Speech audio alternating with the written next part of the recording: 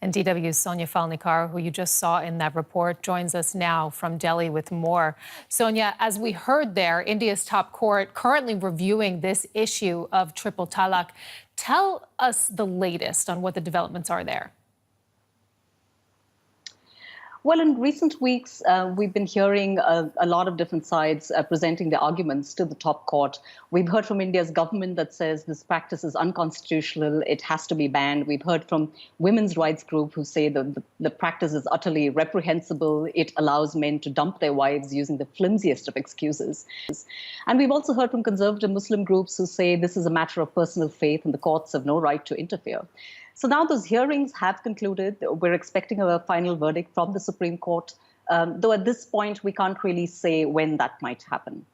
And something else that I also found quite interesting is the fact that other countries have already banned this practice. I'm thinking about Pakistan and Bangladesh as well. Why not India? Why is it still allowed there?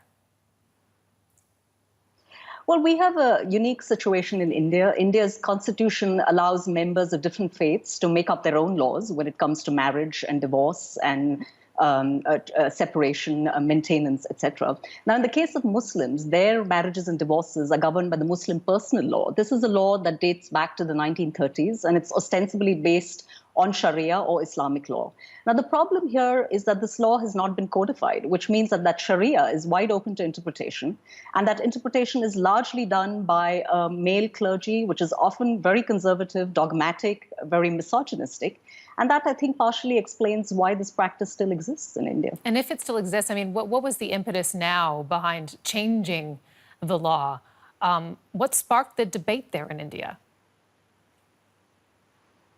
I think there's a growing awareness among Muslim women about their rights. They're also better organized. We've seen a lot of Muslim women's groups lobbying lawmakers, starting signature campaigns, petitions to outlaw these practices.